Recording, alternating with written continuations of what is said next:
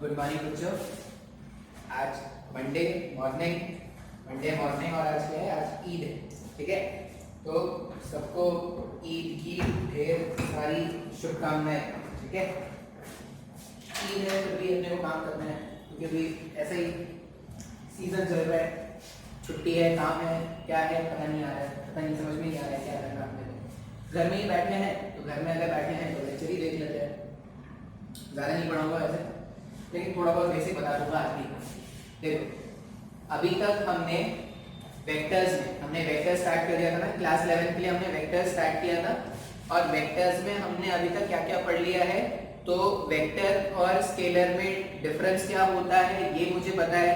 ठीक है, और मुझे क्या पता है, मुझे टाइप्स ऑफ वेक्टर्स, हमने क्या किया था, टाइप्स ऑफ वेक्टर्स, कितने अलग अलग तरह के वेक्टर्स होते हैं ये भी मैंने आपको बता दिया था। ठीक है, अच्छा अभी क्या करना है अपने को, कुछ कैलकुलेशन सीखना है वेक्टर्स में। कैलकुलेशन, आज का लेक्चर जो होगा वो कैलकुलेशन पे होगा, वेक्टर्स में कैलकुलेशन सीखना है। अच्छा, इससे पहले वाले लेक्चर में, लास्ट वाला जो लेक्चर था ना, उसमें मैंने आपको यूनिट वेक्टर ऐसा कुछ बताया था। लास्ट वाले लेक्चर में मैंने आपको एक टर्म बताया था, यूनिट वेक्टर। अच्छा, ये यूनिट वेक्टर क्या था, यूनिट वेक्टर कोई ऐसा वेक्टर है जिसका मैग्नीट्यूड क्या है, 1 है। यूनिट वेक्टर कोई ऐसा वेक्टर है जिसका मैग्नीट्यूड हमेशा कितना रहना है, हमेशा 1 रहना है, ये यूनिट वेक्टर है। ठीक है, अच्छा दूसरा, यूनिट वेक्टर का काम, अब ये बहुत ज्यादा इंपॉर्टेंट वेक्टर है। यूनिट वेक्टर हम किसी लिए यूज करते हैं, तो unit vector is used to represent direction, is used to represent, use नहीं लिखेंगे, डी डालेंगे, इज यूज्ड टू रिप्रेजेंट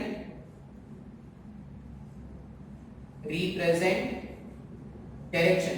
अच्छा, ये कैसे डायरेक्शन को रिप्रेजेंट करेगा वो तो अभी नहीं समझ में आएगा, लेकिन कुछ बातें अभी हम क्या कर लेंगे ना, अब फॉर द टाइम भी अभी के लिए हम क्या करते हैं, कुछ बातें याद रख लेते हैं। याद रखने का मतलब क्या है, जब भी मैं ऐसा लिखूंगा आई कैप, जब भी मैं क्या लिखूंगा आई कैप, इसका मतलब समझ जाना, इसका मतलब क्या हो जाना, मतलब इसका मतलब समझ जाना कि अच्छा यूनिट वेक्टर का मतलब होता है किसी भी, जैसे मैंने ऐसा लिखा था ए और इसके ऊपर अगर मैंने ऐसा एरो बना दिया था तो ये वेक्टर हो गया था क्या। उसी तरह यूनिट वेक्टर कैसे लिखते हैं, लेटर लिख दो और उसके ऊपर अगर एक ऐसा कैप चढ़ा हुआ है, ये वेक्टर है और ये यूनिट वेक्टर है। ठीक है, कुछ भी लिख दिया और उसके ऊपर अगर कैप चढ़ा दिया ऐसा, तो वो क्या होगा, वो एक यूनिट वेक्टर है। तो आई कैप क्या है, आई कैप जो अगर है वो ऐसा बोलेंगे, I cap is a unit vector, और ये काम क्या कर रहा है, ये डायरेक्शन पॉइंट करता है इधर। अगर ये डायरेक्शन को पॉइंट करता है तो अपने को याद रखना है कि जब भी आई कैप लिखा है, इसका मतलब समझ जाना कि along positive side of x axis. ये बात अभी आपको याद कर लेना है। अगर मैं बोल रहा हूं आई कैप का मतलब है along positive side of x axis. ठीक है, अच्छा मान लो एक वेक्टर गिवन है, मान लो एक वेक्टर है, वेक्टर ए, और ये ऐसा लिखा हुआ है 2 आई कैप। मान लो वेक्टर है और वेक्टर कैसा लिखा हुआ है, A vector equals to 2 I cap लिखा हुआ है। अब इसमें अगर आप देखोगे तो दो बातें हैं, एक तो 2 लिखा है और एक आई कैप लिखा है। अच्छा, साथ साथ ये जो 2 है वो क्या है, वो न्यूमेरिकल वैल्यू है क्या, तो जो न्यूमेरिकल वैल्यू होता है ये मैग्नीट्यूड होता है क्या। तो ए वेक्टर, अगर कोई मुझसे पूछेगा कि ए वेक्टर का मैग्नीट्यूड कितना है, तो ए वेक्टर का मैग्नीट्यूड क्या है, 2। अच्छा, फिर ये आई कैप क्या है, तो ये आई कैप जो है वो ए वेक्टर का डायरेक्शन है। ये आई कैप जो है ये डायरेक्शन ऑफ ए वेक्टर। अच्छा, ये सब बातें ना स्टार्टिंग में थोड़ा अजीब सा लगेगा, जैसे क्या बोल रहे हो कुछ समझ में नहीं आ रहा है। आपको क्या करना है, जो भी मैं अभी बता रहा हूं ना उसको याद कर लेना, अभी के लिए वो याद कर लेना। मान लो मैं ऐसा बोल रहा हूं, इसका एक एग्जांपल अगर मैं देखूं, मान लो एक एग्जांपल ऐसा है, ये ओरिजिन है हमारा और एक व्हीकल है या कार है, वो क्या कर रहा है, 10 मीटर पर सेकंड के वेलोसिटी से इस तरफ भाग रहा है, 10 मीटर पर सेकंड के वेलोसिटी से इस तरफ भाग रहा है। मान लो ये व्हीकल ये है, अगर मुझे इसका वेलोसिटी वेक्टर लिखना है तो मैं क्या लिखूंगा, इसका मैग्नीट्यूड 10 है और डायरेक्शन क्या है, x के पॉजिटिव की तरफ है क्या। अगर डायरेक्शन x के पॉजिटिव की तरफ है तो यहाँ पे क्या लिख देंगे, आई कैप। जैसे इससे पहले वाले लेक्चर में जब मैंने एग्जांपल लिखाया था तो बताया था वेलोसिटी इज 10 मीटर पर सेकंड अलोंग ईस्ट, ऐसा मैंने लिखा था ना। अभी वो ईस्ट ईस्ट का झंझट हटा रहे हैं, अपन क्या बोल रहे हैं, आई कैप 10 आई कैप। इसका मतलब क्या हो गया कि जो भी वेक्टर है उसका मैग्नीट्यूड 10 है, और आई कैप का मतलब हो गया कि उसका जो डायरेक्शन है वो क्या है, x के पॉजिटिव के अलोंग है। बात समझ में आ रहा है क्या? अच्छा, मान लो मैं ऐसा बोलता कि एक दूसरा व्हीकल है, यही इसी वाले एग्जांपल में आप एग्जांपल 1 ड्रॉ कर लेना, फिर स्पीड पॉज करके एग्जांपल 2। मान लो ये व्हीकल जो है वो इधर भाग रहा होता 20 मीटर पर सेकंड से, ठीक है, और ये जो व्हीकल है, मान लो ये व्हीकल का नाम है v, मुझे इसका वेलोसिटी वेक्टर लिखना है। एग्जांपल 1 अलग से लिखना, एग्जांपल 2 अलग से ड्रॉ करना, एक में ही मत बना लेना, अलग अलग करना, क्योंकि तुमको पढ़ना है, पढ़ के तुमको समझना है। ऐसा थोड़ी खिचड़ी बना लेना है और फिर फेंक देना है उसको। अगर मुझे b जो कार है उसका वेलोसिटी वेक्टर लिखना है, तो अब मैं क्या लिखूंगा, ऐसा मुझे लिखना है ना, velocity vector of vehicle b मुझे लिखना है। मैग्नीट्यूड कितना है, तो मैग्नीट्यूड तो अभी भी 20 है, मैग्नीट्यूड जो है वो अब कितना है 20। अच्छा, डायरेक्शन क्या हो गया, x के पॉजिटिव के जस्ट ऑपोजिट है क्या? अगर x के पॉजिटिव के जस्ट ऑपोजिट है तो डायरेक्शन के लिए हम क्या यूज करेंगे, डायरेक्शन के लिए यूज करेंगे माइनस आई कैप। इसी को हम कैसा लिख सकते हैं, vb vector equals to minus of 20 i cap. अब बोलोगे सर ये माइनस यहाँ पे लिख दिया तो क्या इसका वेलोसिटी नेगेटिव हो गया क्या, मैग्नीट्यूड नेगेटिव हो गया क्या वेलोसिटी का? नहीं, कभी भी वेलोसिटी किसी भी क्वांटिटी का वेक्टर हो या स्केलर हो उसका मैग्नीट्यूड नेगेटिव नहीं होता, मैग्नीट्यूड हमेशा पॉजिटिव है। नेगेटिव क्या है, जो भी प्लस माइनस अपन लिख रहे हैं वो किसके लिए लिख रहे हैं, डायरेक्शन के लिए लिख रहे हैं। बात समझ में आ रहा है क्या? तो मैंने एग्जांपल 1 और एग्जांपल 2 दो अलग अलग एग्जांपल्स आपको बनाने हैं। एग्जांपल 1 में व्हीकल इस डायरेक्शन में जा रहा था, x के पॉजिटिव की तरफ जा रहा था, तो उसका अपन ने वेलोसिटी क्या लिखा था, 10 आई कैप। एग्जांपल 2 में व्हीकल इस तरफ जा रहा था, तो उसके लिए हमने क्या लिखा, 20 माइनस 20 आई कैप। आप ऐसा लिख लो 20 माइनस आई कैप, ऐसा लिख लो गेट माइनस 20 आई कैप। दोनों में से कैसा भी लिख लोगे दोनों ही सही है, कोई गलत नहीं है। अच्छा, अभी हमने बात किया कि अगर x एक्सिस के अलोंग अगर होगा तो डायरेक्शन के लिए क्या यूज करेंगे, आई कैप। कभी भी अगर x एक्सिस के अलोंग मूव करना है, x एक्सिस के अलोंग अगर मूव करना है तो डायरेक्शन के लिए क्या यूज करने वाले हैं, आई कैप। उसी तरह y एक्सिस में भी मूव कर सकते हैं, z एक्सिस में भी मूव कर सकते हैं। तो अगर मैं लिख रहा हूं j कैप, अगर मैं लिख रहा हूं j कैप, इसका मतलब है along positive side of y axis. अगर मैं लिखूं j कैप, इसका मतलब होगा along positive side of y axis. और अगर मैं लिखूं k कैप, इसका मतलब होता है along positive side of z axis. इतनी बातें ना आपको याद रखनी है, इतनी बातें आपको याद रखनी है। जब भी मैं बोलूं आई कैप का मतलब आपको समझ जाना है along positive side of x axis. अगर j कैप है तो positive side of y axis, और अगर k कैप है तो positive side of z axis. मान लो उसी तरह मैं बोल रहा हूं कि एक फोर्स है, फोर्स वेक्टर कितना लिखा हुआ है, फोर्स वेक्टर लिखा हुआ है -20 k कैप, ऐसा लिखा हुआ है। फोर्स वेक्टर जो है -20 k कैप है। अब अगर ऐसा लिखा है तो अपने को क्या समझ में आ जाना चाहिए, अपने को समझ में आ जाना चाहिए कि ये जो फोर्स वेक्टर है इसका मैग्नीट्यूड क्या है, 20 है, और इसका डायरेक्शन क्या है, तो ये जो है वो along negative of z axis, z axis के नेगेटिव के अलोंग ये जो फोर्स है वो एक्ट कर रहा है। इतनी बातें अपने को आई कैप, जे कैप और के कैप, ये बातें अपने को याद रखनी है। अभी अगर ये याद होगा तभी हम क्या कर पाएंगे, इसमें मैथमेटिकल ऑपरेशंस सीख पाएंगे। ठीक है, अभी बोलोगे सर ये कैसे आ रहा है, क्यों आ रहा है, नहीं समझ में आ रहा है, तो इसका भी कोई आंसर नहीं होगा। ये सब टाइम के साथ खुद ब खुद समझ में आना स्टार्ट हो जाएगा। यूनिट वेक्टर में दोबारा से पढ़ाऊंगा, यूनिट वेक्टर भी खत्म नहीं हुआ है, यूनिट वेक्टर पूरे डिटेल से दोबारा से पढ़ाया जाएगा। ठीक है, रिकॉर्ड हो रहा है ना, हो रहा है, रिकॉर्ड हो रहा है। अच्छा, अभी हमको सीखना है कैलकुलेशंस इन वेक्टर्स। स्केलर अगर होते थे तो स्केलर्स क्वांटिटी का एडिशन, सब्ट्रैक्शन, मल्टीप्लिकेशन, डिवीजन बहुत ही आसान है। जैसे 2 + 2 करना, 2 - 2 करना, 2 / 2 करना, 2 into 2 करना, ये सब जो कैलकुलेशन है ये बहुत ही आसान है क्या। हम क्या सीखने वाले हैं, हम आज सीखने वाले हैं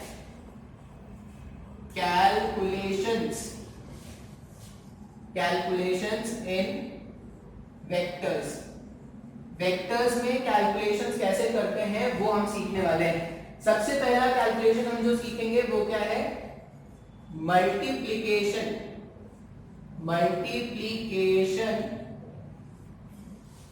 of a scalar quantity with a vector quantity. ये सबसे पहला कैलकुलेशन अपन सीखने वाले हैं। एक स्केलर क्वांटिटी और एक वेक्टर क्वांटिटी को किस तरह से मल्टीप्लाई करेंगे, ये हमारे पास सबसे पहला कैलकुलेशन है। अब बोलोगे सर आपने एडिशन से क्यों नहीं स्टार्ट किया, स्क्रीन बंद हो गया, ठीक है। अभी सबसे पहले आप बोलोगे सर यहाँ पे आपने मल्टीप्लिकेशन से क्यों स्टार्ट किया, आपने एडिशन और सब्ट्रैक्शन क्यों नहीं बोला। अभी देखो तुम ये सॉल्व कर सकते हो क्या, x square plus root x, इसको आगे सॉल्व कर सकते हैं क्या, x square plus root x को आगे सॉल्व किया, मान लो थोड़ा आसान बनाते हैं ऐसा, एक्स स्क्वायर प्लस एक्स, इसको सॉल्व करने पे कितना होता है 3x क्यूब होता है क्या, ऐसा कुछ होता है क्या, नहीं, ये तो सॉल्व नहीं हो सकता ना, ये तो गलत हो गया। उसी तरह एक्स स्क्वायर माइनस एक्स, ये आप सॉल्व कर पाओगे क्या, नहीं, इसको भी आगे नहीं सॉल्व कर पाएंगे। इसका क्या मतलब है, दो अलग अलग तरह के क्वांटिटीज का हम एडिशन या सब्ट्रैक्शन नहीं कर सकते, लेकिन इसका मल्टीप्लिकेशन हो सकता है क्या, एक्स स्क्वायर को आपको मल्टीप्लाई करना है एक्स से, एक्स स्क्वायर को अगर आपको एक्स से मल्टीप्लाई करना है तो सॉल्व करने के बाद कितना होता है, एक्स का क्यूब हो जाता है क्या, हाँ या ना। तो आप क्या कर सकते हो, दो अलग अलग क्वांटिटीज का मल्टीप्लिकेशन कर सकते हो, दो अलग अलग जैसे वाले टर्म का आप मल्टीप्लिकेशन कर सकते हो, लेकिन इनका एडिशन या सब्ट्रैक्शन कर सकते हैं क्या, नहीं। उसी तरह अगर मैं बोलूं कि आपको ये परफॉर्म करना है स्केलर प्लस वेक्टर, एक स्केलर क्वांटिटी और एक वेक्टर क्वांटिटी को अगर आपको ऐड करना होता तो ये कैलकुलेशन पॉसिबल नहीं है, ठीक है। उसी तरह अगर एक स्केलर क्वांटिटी को एक वेक्टर क्वांटिटी से माइनस करना होता तब भी ये कैलकुलेशन पॉसिबल नहीं है, लेकिन एक स्केलर क्वांटिटी का मल्टीप्लिकेशन वेक्टर क्वांटिटी के साथ हो सकता है, ठीक है। स्केलर क्वांटिटी का मल्टीप्लिकेशन एक वेक्टर क्वांटिटी के साथ हो सकता है, इसलिए डायरेक्टली हमने क्या किया है, मल्टीप्लिकेशन से स्टार्ट करेंगे, multiplication of a scalar quantity with a vector quantity. बात समझ में आया है क्या, ठीक है। ये तुम्हारा बेसिक अलजेब्रा था जो तुमने अपने लोअर क्लासेस में सीखा है कभी। अच्छा, अब आगे अपन बात करते हैं, एग्जांपल देखते हैं। मान लो मेरे पास एक वेक्टर है, एग्जांपल ले रहे हैं, मेरे पास एक वेक्टर है, वेक्टर कितना है 10 i कैप, ऐसा एक वेक्टर है, ठीक है। यहाँ पे ये ध्यान रखना पड़ेगा कि अगर आप जब भी इधर मैग्नीट्यूड डायरेक्शन दोनों लिख रहे हो तो यहाँ पे वेक्टर साइन आपको दिखाना है, नहीं दिखाओगे तो गलत हो जाएगा। स्टार्टिंग में ऐसा गलती हो जाता है कभी कभार। ए वेक्टर जो है वो 10 i कैप के बराबर है, ठीक है। अच्छा, और इसमें क्या करना है, लैम्डा एक स्केलर क्वांटिटी है, लैम्डा एक स्केलर क्वांटिटी है जो मैं ए वेक्टर से मल्टीप्लाई करने वाला हूं, और ऐसा बोला गया है एक नया वेक्टर बनाएंगे बी वेक्टर, एक नया वेक्टर बनाएंगे बी वेक्टर जो क्या होगा lambda times of A vector है, इस तरह से डिफाइंड है। अच्छा, अब बी वेक्टर तुमको याद होगा रैशनल इरैशनल नंबर तुमने ऐसा सीखा था। अब तो अपन क्या बोलते थे कि √3 जो है √3 इज एन इरैशनल नंबर, पढ़ा है क्या अपन ने, √3 जो है वो एक इरैशनल नंबर है, मैथ्स में लोअर क्लास 8 या 9 में सब सिखाते हैं। और 2 क्या है, 2 एक रैशनल नंबर है, हाँ या ना। जब दोनों का आप मल्टीप्लिकेशन कर दोगे तो 2√3, ये 2√3 भी वापस से क्या बन जाता है, इरैशनल बन जाता है।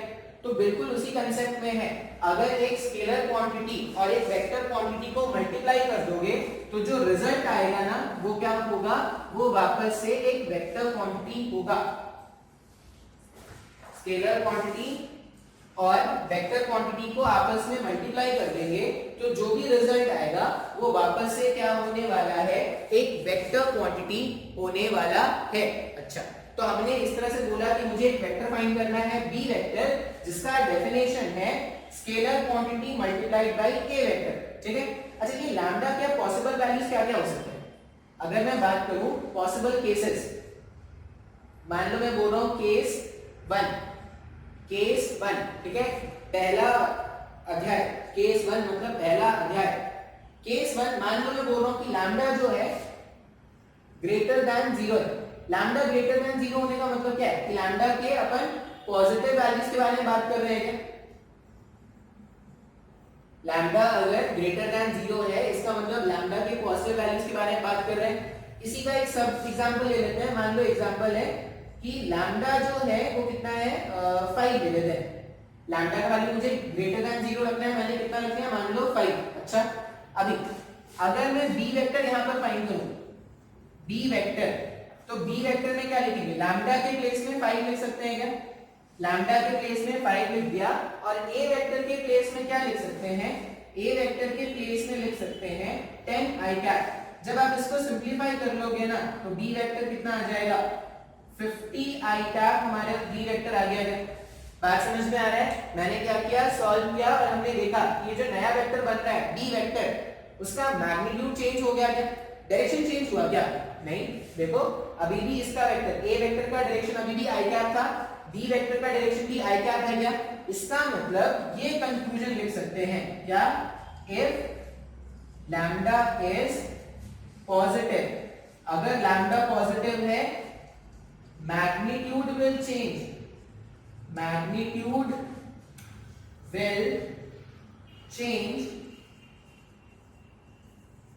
But direction will remain constant.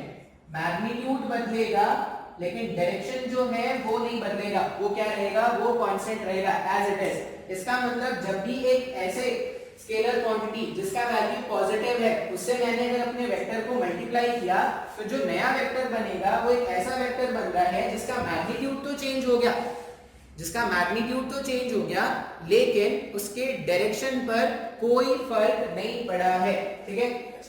तो ये मेरे पास केस नंबर 1 हो गया। केस नंबर 1 था कि अगर लैम्डा पॉजिटिव तो क्या होगा? मैग्नीट्यूड बदलेगा, डायरेक्शन नहीं बदलने वाला, ठीक है। केस 2 देखते हैं। तुमको क्या करना है? स्क्रीन पॉज करना है, स्क्रीन को रोकना है और ये सब लिखते जाना है, ठीक है। एक चीज मैं तुमको बता दूं, ये जो वीडियो लेक्चर्स होते हैं ना थोड़े बोरिंग होते हैं। बोरिंग इन द सेंस इसलिए होता है ना क्योंकि यहाँ पे मैं टाइम जो भी है पूरा का पूरा टाइम अपने को पढ़ाई करने में मतलब पढ़ाने में ही यूटिलाइज करना होता है। जैसे क्लासरूम, नॉर्मल क्लासरूम में ऐसा सिचुएशन होता है कि कभी मैंने तुम्हारी बात सुन ली, कभी तुमने मेरे को अपना कुछ बता दिया, मैंने कुछ कहानियां बता दी, ऐसा कुछ होता है। तो नॉर्मल क्लासरूम जो होता है वो बहुत ज्यादा इंटरैक्टिव होता है। अभी ये जो क्लासेस है ना, ये जो क्लासेस हैं वो इंटरैक्टिव हो सकते हैं अगर आप क्वेश्चंस रेज करना स्टार्ट करो, ठीक है। अगर तुमको ऐसा लग रहा है कि सर ये जो आपने जो सिखाया है वो मेरे को नहीं समझ में आया, तो आप मेरे को पूछ सकते हो भाई, आप मेरे को डीएम कर सकते हो, ग्रुप में मैसेज कर सकते हो, वो जो क्लासरूम ऐप है वहां पे मैसेज कर सकते हो, ठीक है।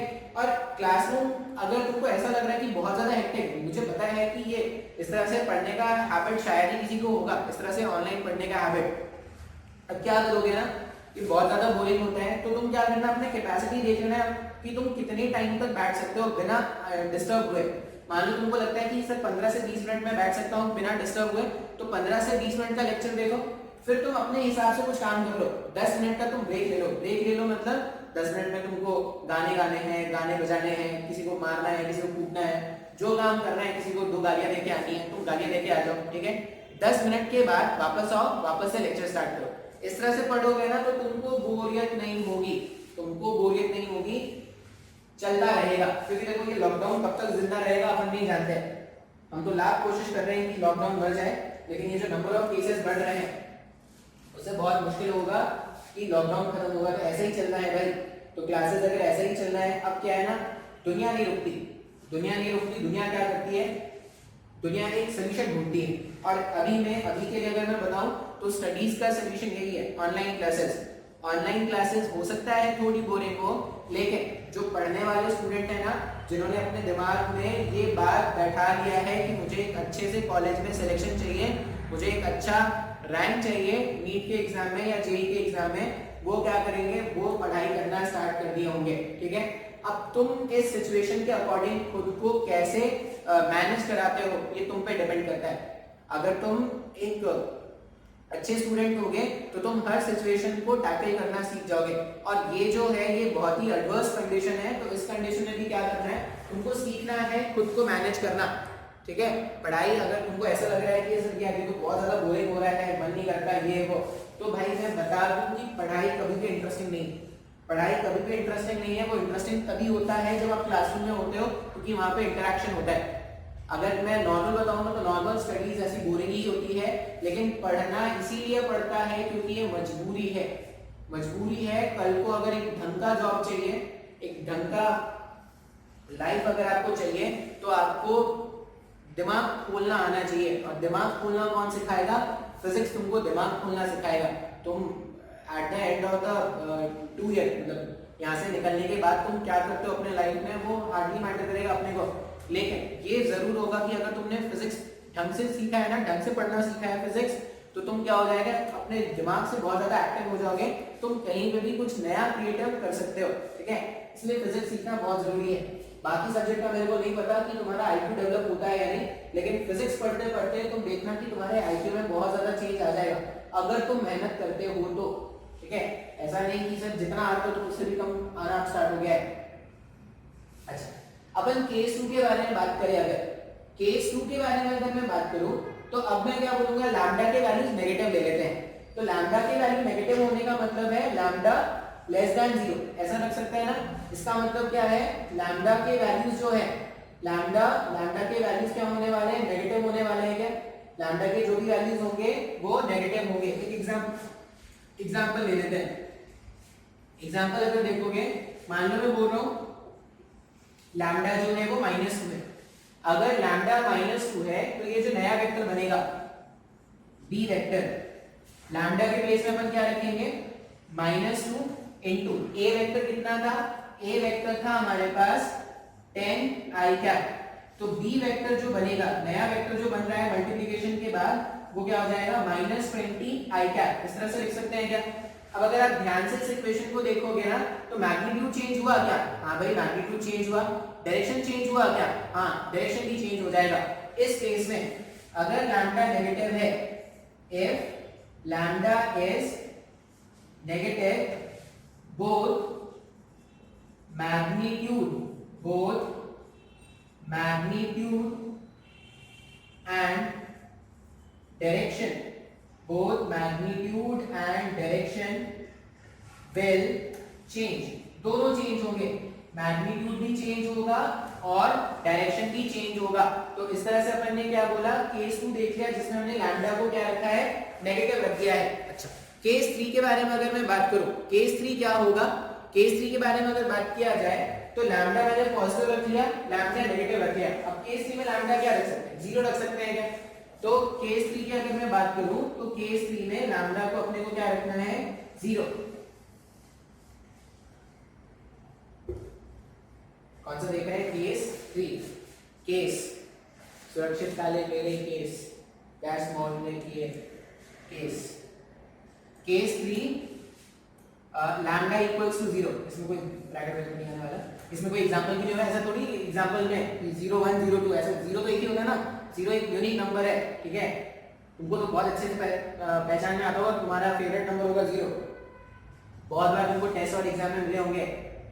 लैम्डा इक्वल्स टू 0, अगर लैम्डा इक्वल्स टू 0 है और मैं बी वेक्टर अब कैलकुलेट करूंगा, यहाँ पर अगर मैं बी वेक्टर कैलकुलेट करूंगा तो 0 into 10 I cap, 0 multiplied by any quantity, 0 को किसी भी क्वांटिटी से मल्टीप्लाई करो, चाहे वो स्केलर है चाहे वो वेक्टर है, वो रिजल्ट क्या करेगा, 0 ही बनाएगा क्या। तो जब भी लैम्डा का वैल्यू 0 है ना, तो ये जो रिजल्ट आएगा बी वेक्टर क्या हो जाएगा, बी वेक्टर एक 0 वेक्टर बन जाएगा। 0 वेक्टर मतलब ऐसा वेक्टर जिसका मैग्नीट्यूड 0 है, और ऐसा नहीं बोलेंगे सर डायरेक्शन तो आई क्या रहेगा, नहीं भाई, डायरेक्शन आप 0 वेक्टर का डायरेक्शन प्रेडिक्ट नहीं कर सकते, बताया नहीं जा सकता। तो हम क्या बोलेंगे, जैसे ही लैम्डा का वैल्यू 0 रख देंगे, तो जो रिजल्ट आएगा वो क्या आएगा, एक 0 वेक्टर आएगा। अब 0 वेक्टर ऐसे वेक्टर हैं जिनकी डायरेक्शन हम प्रेडिक्ट नहीं कर सकते। अच्छा, तो ये मेरे पास पहला एग्जांपल है या पहला कैलकुलेशन है जिसमें हमने क्या किया, एक स्केलर क्वांटिटी को एक वेक्टर क्वांटिटी से मल्टीप्लाई करना सीखा। अच्छा, एडिशन तो होगा नहीं, सब्ट्रैक्शन भी होगा नहीं, डिवीजन में क्या होता है, डिवीजन भी तो एक मल्टीप्लिकेशन ही है ना। अगर मेरे को डिवीजन करना है तो डिवीजन भी तो मल्टीप्लिकेशन ही है। मान लो मेरे को ये सॉल्व करना है, ऐसा बोला गया है कि b वेक्टर जो है वो a vector divided by lambda है। इसका क्या मतलब है, इसको मैं ऐसा भी समझ सकता हूँ क्या, b vector is 1 upon lambda times of a vector. अब जो मल्टीप्लिकेशन मैंने सीखा था उसके कांसेप्ट यहाँ पे अप्लाई कर देंगे, तो यही हो गया है। तो कोई division of a vector, sorry division of a vector quantity bye scalar quantity, ऐसा कुछ भी मैं नहीं सिखाने वाला, ये मल्टीप्लिकेशन ही है, कुछ नया नहीं है। इसके बाद जो सीखेंगे ना वो बहुत ज्यादा इंपॉर्टेंट है और ये बहुत जरूरी है तुमको समझ में आना। अगर तुमको नहीं समझ में आएगा तो आगे का जो चैप्टर उसको सीखने का कोई मतलब नहीं है। हम क्या सीखने वाले हैं, addition of two vector quantities, दो वेक्टर क्वांटिटीज को कैसे ऐड करना है ये हम आज सीखने वाले हैं। हम क्या सीखने वाले हैं, addition of two vector quantities. अब मान लो ऐसा बोला गया कि 2 + 4 करना था, तो 2 + 4 करना बहुत ही आसान है। स्केलर नंबर्स को ऐड करना बहुत ही आसान होता है। 2 + 4, 7 + 8, जितने भी कैलकुलेशंस हैं, जितने भी एडिशंस हैं, बहुत ही आसान था। अब मुझे वेक्टर्स को ऐड करना है। अब वेक्टर्स के पास ना मैग्नीट्यूड भी है और डायरेक्शन भी है। वेक्टर्स के पास मैग्नीट्यूड भी है और डायरेक्शन भी है, तो वेक्टर्स का एडिशन थोड़ा मुश्किल होता है। अच्छा, क्यों सीख रहे हैं, दो वेक्टर्स को ऐड करना क्यों सीख रहे हैं, तो उसके लिए एग्जांपल अपन देखते हैं। ठीक है, एग्जांपल कैसा है, ये जो व्हाइट बोर्ड है ना, ये जो व्हाइट बोर्ड है, मान लो मैंने इसको ऐसा रख दिया है, समझ में आ रहा है। इसको हमने क्या कर दिया, ऐसा हॉरिजॉन्टल बना के रख दिया है और इस हॉरिजॉन्टल में हमने एक ब्लॉक रख दिया ऐसे। ये जो हॉरिजॉन्टल प्लेन है उसमें हमने क्या कर दिया, एक ब्लॉक रख दिया। ये कैसे रखा हुआ है, हॉरिजॉन्टल प्लेन में रखा हुआ है, ये हॉरिजॉन्टल प्लेन।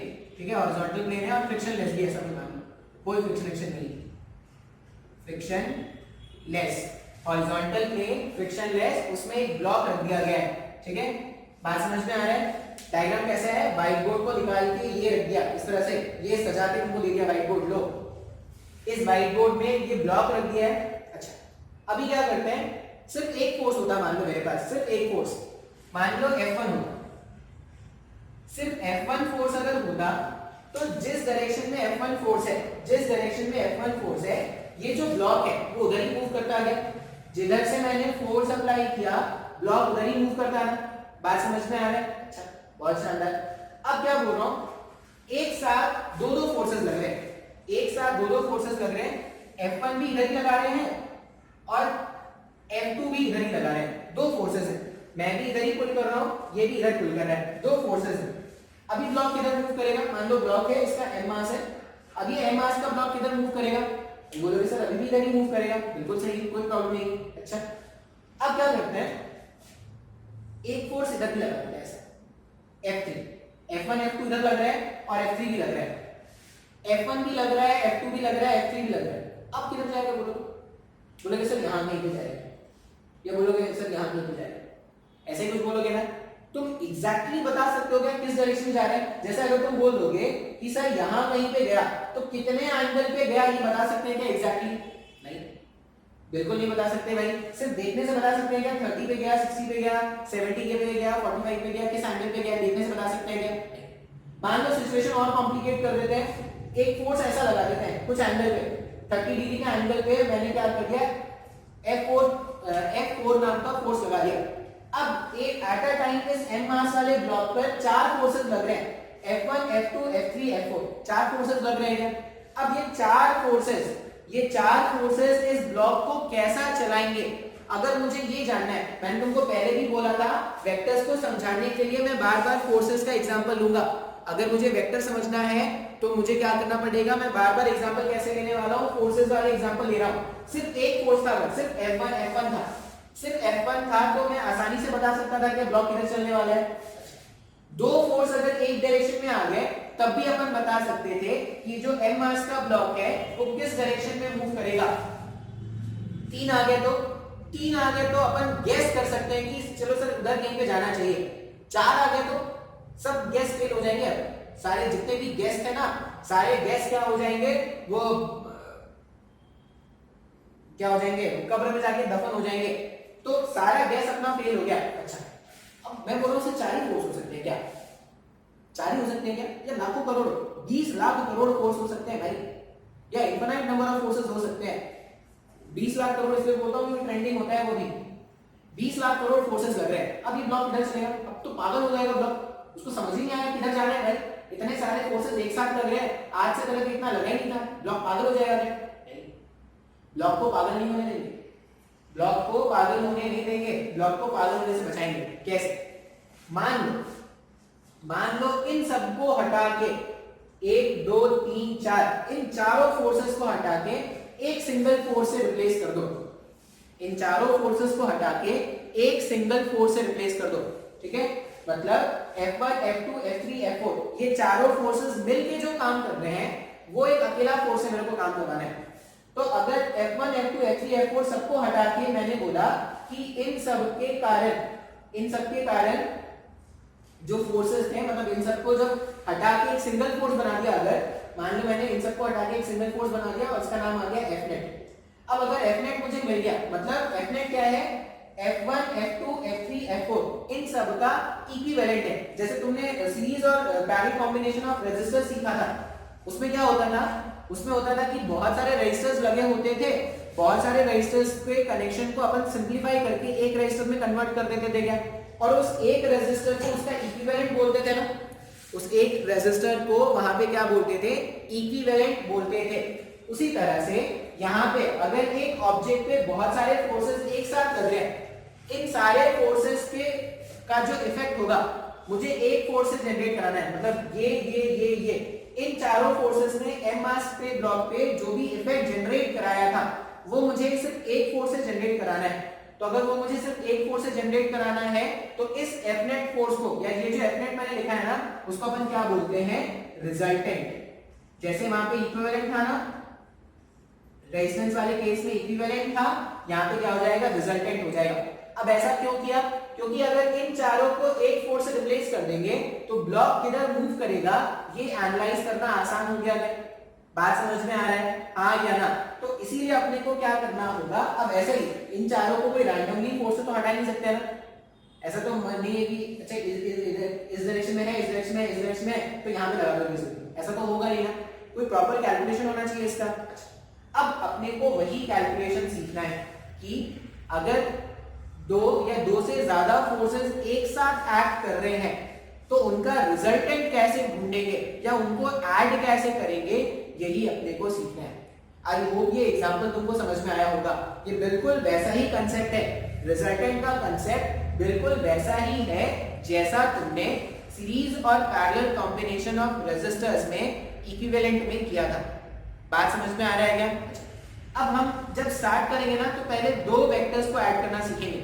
दो को अगर ऐड करना आ जाएगा ना तो 3 को भी ऐड कर लेंगे, 3 आ गया तो 4 आ जाएगा, 5 आ जाएगा एंड सो ऑन। बात समझ में आ रहा है? तो हम जो सीखेंगे, हम सीखने क्या वाले हैं? Addition of two vectors, addition of two vector quantities. अब क्यों सीख रहे हैं एडिशन के एग्जांपल से समझ में आया क्या? अब अगर दो फोर्सेस लग रहे हैं तो दो फोर्सेस का इफेक्ट कैसा होगा? जैसे मैं अगर बोलूं कि सिर्फ दो फोर्सेस ही लगने हैं भाई, सिर्फ दो फोर्सेस लगने हैं और उसके कारण इफेक्ट कैसा होगा ये जानना है। जैसे ये फिर से horizontal plane of frictionless है, एक फोर्स ऐसा लग रहा है और ऐसा मान लो एक फोर्स ऐसा लग रहा है, ये F1 है और ये F2 है, सिर्फ दो फोर्सेस है ना।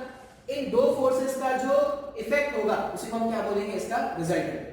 अब तुम यहाँ पे सिर्फ देखने से बता सकते हो कि ब्लॉक किधर भाग रहा होगा, इधर भाग रहा है, इधर भाग रहा है, किधर भाग रहा है, अपना अपन देखने से बता सकते हैं क्या? नहीं। तो वही अपने को सीखना है कि किस डायरेक्शन में भागेगा ब्लॉक, कैसे एनालाइज करना है। इसी पे हम क्या करेंगे? Addition of two vectors quantity सीखने वाले हैं। बात समझ में आ रहा है क्या? अब दो वेक्टर्स को ऐड करना इतना आसान नहीं। क्यों? क्योंकि जो वेक्टर क्वांटिटीज होती होती है, जो वेक्टर क्वांटिटीज होती हैं उनके पास, ठीक है, ऐड करना सीखते हैं, दो वेक्टर्स को ऐड करना सीखते हैं। अब दो वेक्टर्स को ऐड करना थोड़ा मुश्किल होता है। क्यों मुश्किल है? क्योंकि वेक्टर्स के पास मैग्नीट्यूड भी है और डायरेक्शन भी है। वेक्टर्स को ऐड करना थोड़ा मुश्किल है क्योंकि उनके पास मैग्नीट्यूड और डायरेक्शन दोनों है। स्केलर क्वांटिटीज ऐड करना बहुत ही आसान था, 2 + 4 7 + 8 कुछ भी ऐड करो तो बहुत ही आसान था एडिशन। अब वेक्टर्स को ऐड करने के लिए हम बेसिकली क्या करने वाले हैं, दो लॉज पढ़ने वाले हैं। तो पहला होगा triangle law of vector addition. पहला जो हम टॉपिक सीखेंगे या पहला जो हम रूल सीखेंगे वो क्या है, triangle law of vector addition. ये सब ऊपर वाला जो है उसको हटा देने की जरूरत नहीं है। अब मैंने बोला कि triangle law of vector addition, मैं किसको ऐड कर रहा हूं, मैं दो वेक्टर्स को ऐड करना सीख रहा हूं। अभी एक बार दो वेक्टर्स को ऐड करना आ जाएगा तो अपन दो से ज्यादा वेक्टर्स को भी ऐड कर सकते हैं। क्या सीखने वाले हैं, ट्रायंगल लॉ। अपन सीखने वाले हैं triangle law of vector addition, यही सीखने वाले हैं। अभी मैंने बोला कि मान लो एग्जांपल है, कैसा एग्जांपल है, एक फोर्स है P, मान लो फोर्स है, फोर्स कितना है P, और दूसरा फोर्स है मान लो इस डायरेक्शन में ऐसा, कितना Q। मेरे पास दो वेक्टर्स है, दो फोर्सेस है, एक वेक्टर है P वेक्टर, दूसरा वेक्टर है Q वेक्टर। तो मुझे इनको क्या करना है, ऐड करना है। ऐड करना है इसका मतलब क्या है, इन दोनों को हटा के एक सिंगल वेक्टर से रिप्लेस करना है, यही तो मेरे को काम करना है। अब मैं कौन सा मेथड यूज करूंगा इनको ऐड करने के लिए, triangle law of vector addition. अच्छा ट्रायंगल, अगर लॉ में ट्रायंगल वर्ड आ रहा है, इसका मतलब कहीं ना कहीं ट्रायंगल बनना चाहिए क्या? ये जो लॉ है, अगर triangle law of vector addition है, इसका मतलब कहीं ना कहीं एक ट्रायंगल बनना चाहिए। एक ट्रायंगल होगा तभी तो ये लॉ कंप्लीट हो पाएगा। तो triangle law of vector addition में अपन क्या करते हैं, लोग ये बुक में जो स्टेटमेंट होता है उसमें अलग बता रहा हूं, मैं जो स्टेटमेंट लिखूंगा ना वो फॉलो करके आप क्या कर लोगे, वो लॉ है वही स्टेटमेंट है। कोई एग्जाम में कोई तुमसे लॉ या स्टेटमेंट नहीं पूछने वाले, तुमको बस यूज करना आना है इनको। Triangle law of vector addition में क्या लिखेंगे, जिन दो वेक्टर्स को ऐड करना है, जिन दो वेक्टर्स को ऐड करना है उनको यूज करके ट्रायंगल के दो साइड्स बना लेने हैं such that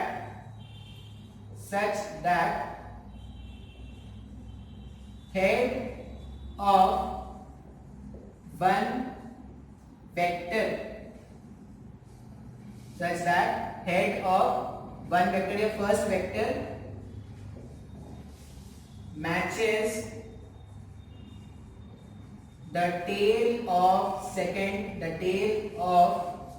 second vector। ये इस तरह से डायग्राम है, ठीक है। The third side of the triangle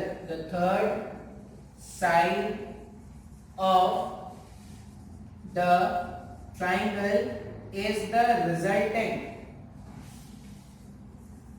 resultant of the two vectors, और ब्रैकेट में लिख लेना डायरेक्शन taken in opposite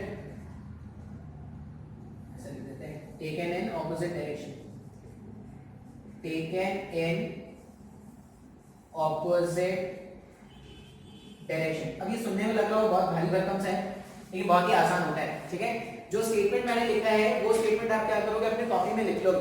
ये स्टेटमेंट लिख लो, फिर मैं समझाता हूँ कि स्टेटमेंट को यूज क्या करना है, कैसे यूज करना है। स्टेटमेंट को यूज करने के लिए हम क्या बोल रहे हैं, जिन दो वेक्टर्स जिनको ऐड करना है, जैसे ये दो वेक्टर P वेक्टर और Q वेक्टर, इनको ही ऐड करना है, तो इनको यूज करके ट्रायंगल के दो साइड्स बना लेना है।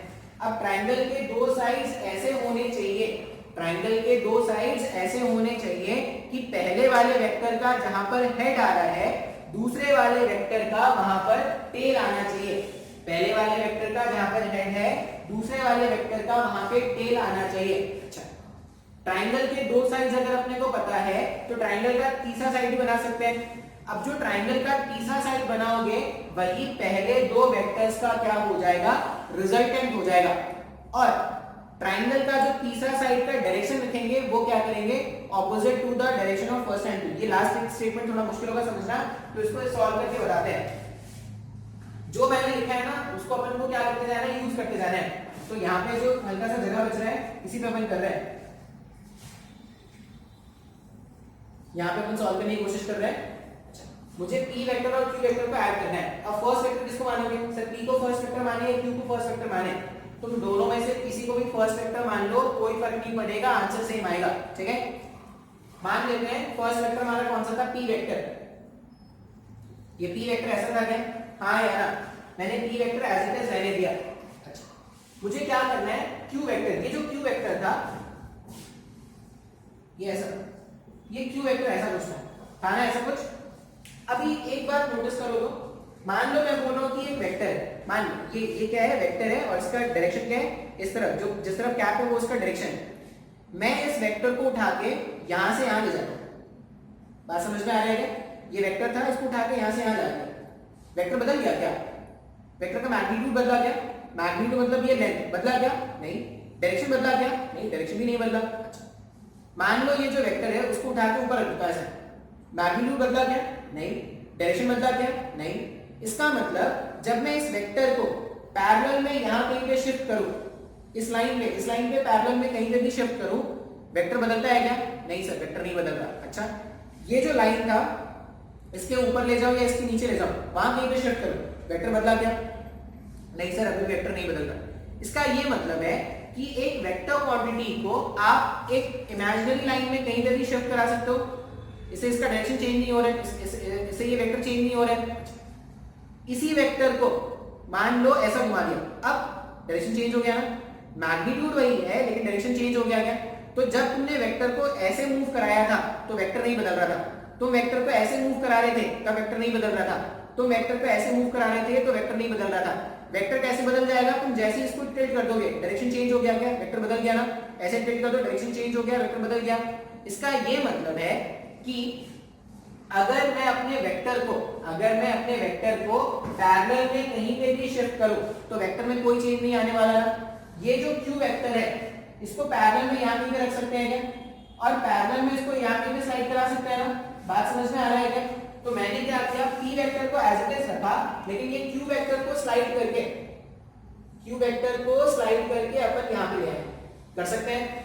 बात समझ में आ रहा है, वेक्टर चेंज हो गया क्या, नहीं, अभी भी q वेक्टर था, बाद में भी q वेक्टर ही है, मैग्नीट्यूड भी चेंज नहीं हुआ, डायरेक्शन भी चेंज नहीं हुआ। अभी ध्यान से देखो, वहां पे जो स्टेटमेंट है, जिन दो वेक्टर्स जिनको ऐड करना है उनको यूज करके ट्राइंगल के दो साइड्स बना लेते हैं। बन रहे हैं क्या, ट्राइंगल का पहला साइड, ट्राइंगल का दूसरा साइड। लेकिन एक कंडीशन याद रखना है, देखो मैंने कंडीशन क्या लिखा है, such that head of first vector, पहले वेक्टर का जहां पर हेड होगा, head of first vector matches the tail of second vector. ये सेकंड वेक्टर था, सेकंड वेक्टर का टेल है क्या, फर्स्ट वेक्टर का जहां पर हेड है, सेकंड वेक्टर का वहां पे टेल है क्या। ये कंडीशन मैच होना बहुत जरूरी है। तुमने अगर ऐसा मिलाया होगा ना, मान लो ये p वेक्टर ऐसे है एज इट इज और तुमने q वेक्टर ऐसा बनाया होता, तो ये तो टेल से टेल मिल रहा है ना, टेल से टेल मिले तो आंसर गलत, टेल से टेल नहीं मिलना है, क्या मिलना है, टेल और हेड और टेल का मिलन करवाना है। तो हम क्या याद रखेंगे, जिन दो वेक्टर्स जिनको ऐड करना है उनको यूज करके ट्राइंगल के दो साइड्स बना लेने हैं, सच दैट पहले वाले वेक्टर का जहां पर हेड होगा, दूसरे वाले वेक्टर का वहां पर टेल आना चाहिए। इतना तो तुमको जो गिवन था उससे बना लेना है। फिर क्या करना है, लास्ट टाइम देखो, जो third side of the triangle है वही इन दोनों का रिजल्टेंट है। तो ट्राइंगल का थर्ड साइड अगर बनाना होगा, मेरे को दो साइड पता है अगर, तो थर्ड साइड बनाना तो बहुत ही आसान है ना। थर्ड साइड बनाने के लिए क्या करते हैं, इनको ज्वाइन कर लेते हैं ऐसे। थर्ड साइड बनाने के लिए मैंने क्या किया, इनको ऐसे ज्वाइन कर लिया। अभी डायरेक्शन कैसे लगाएंगे? The third side of the triangle is the resultant of the two vectors taken in opposite direction. यहां पे मैंने एक लाइन लिखा था टेकन इन ऑपोजिट डायरेक्शन का, इसका मतलब क्या है? ये वेक्टर है, q भी वेक्टर है, जब ऐड करोगे तो रिजल्ट क्या है? रिजल्ट भी तो वेक्टर क्वांटिटी आना चाहिए ना।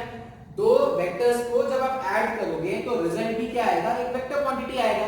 इसका ये मतलब है कि p वेक्टर और q वेक्टर को अगर ऐड किया जाए तो ये जो r, इसको अपन क्या बोलेंगे? ये रिजल्टेंट है क्या? ये जो रिजल्टेंट है p और q का, इसका भी डायरेक्शन मेरे को बताना बहुत जरूरी है ना। तो उसका डायरेक्शन कैसे बताएंगे? तो डायरेक्शन एकदम ध्यान से देखना। डायरेक्शन के क्या करना? p और q का सेंस ऑफ मोशन देखना।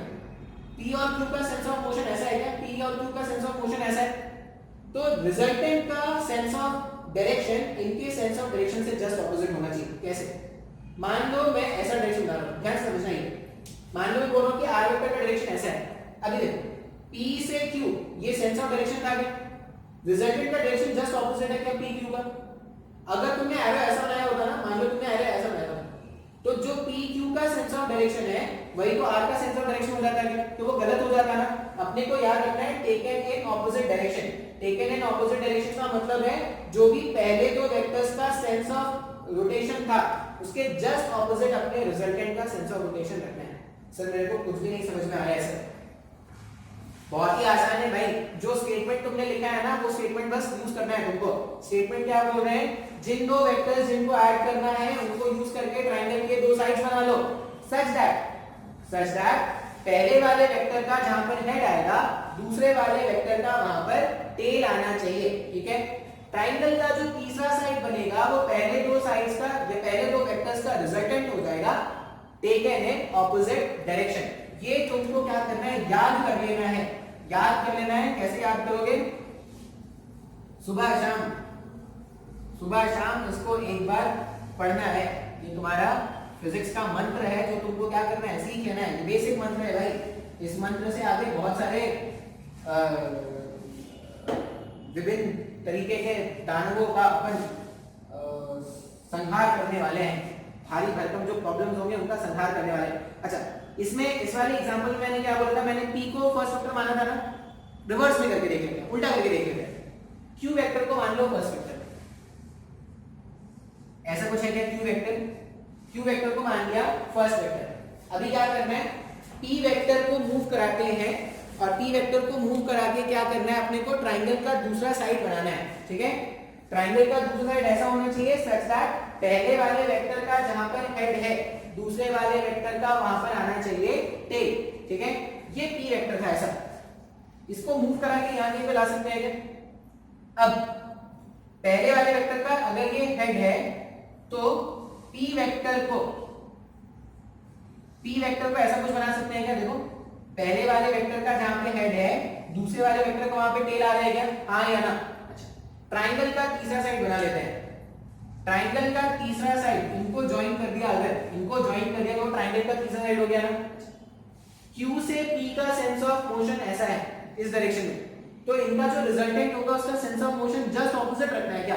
जस्ट ऑपोजिट अगर आप रखोगे तो ऐसा रख देंगे क्या? अभी देखो वहां पे जो r वेक्टर मैंने बनाया है और यहां पे जो r वेक्टर मैंने बनाया है दोनों ऑलमोस्ट एक जैसे लग रहे हैं क्या? देखो मैग्नीट्यूड थोड़ा उल्टा सीधा हो सकता है क्योंकि मैंने एग्जैक्ट वहां पे जो p वेक्टर लिया है q वेक्टर लिया वैसा नहीं हुआ है, लेकिन तुम डायरेक्शन के हिसाब से सोचो अगर तो डायरेक्शन दोनों का डायरेक्शन एक जैसा दिख रहा है। बात समझ में आ रहा है? तो तुम p को फर्स्ट वेक्टर मानो, q को फर्स्ट वेक्टर मानो, रिजल्टेंट में कोई चेंज नहीं आने वाला। बात समझ में आ रहा है क्या? अपना अगर ये ट्रायंगल लॉ यूज करेंगे तो ट्रायंगल लॉ यूज करने पर ऐसा नहीं सोचेंगे कि भाई अगर सर अलग अलग ट्रायंगल बनेंगे तो आंसर भी अलग अलग आएंगे। नहीं भाई, एक जैसे आंसर आने हैं सबके। बात समझ में आया क्या? हाँ या ना? एक और एग्जांपल सोच लेते हैं, एक और एग्जांपल देख लेते हैं, उसके बाद आपको शायद अच्छे समझ में आ जाए। अच्छा, जिनको समझ में आ गया होगा वो क्या करेंगे? स्क्रीन पॉज करके खुद से सॉल्व करने की कोशिश करेंगे, और जिनको नहीं समझ में आया तो वो वेट करेंगे कि सर सॉल्व करके बताएंगे। मान लो ये a वेक्टर है और ये b वेक्टर है। ठीक है? अपने को रिजल्टेंट ढूंढना है r वेक्टर, रिजल्टेंट ढूंढना है r वेक्टर। r वेक्टर का मतलब क्या है? दो वेक्टर्स को ऐड करना सीख रहे हैं ना, तो r वेक्टर जो है वो एक्चुअली में क्या है? a vector plus b vector है। दो वेक्टर्स को ऐड करना सीख रहे हैं। R vector equals to A vector plus B vector. जिनको समझ में आ गया है वो स्क्रीन पॉज करेंगे और खुद से सॉल्व करेंगे। जिनको नहीं समझ में आया है वो क्या करते हैं, वापस से देखते हैं। अब ए और बी, मेरे पास दो वेक्टर है, मैं ए और बी में से किसी को भी फर्स्ट वेक्टर मान सकता हूं क्या? मान लो मैंने ए वेक्टर को फर्स्ट वेक्टर मान लिया, तो ए वेक्टर को फर्स्ट वेक्टर मान लिया, एज इट इज मैंने ड्रॉ कर दिया।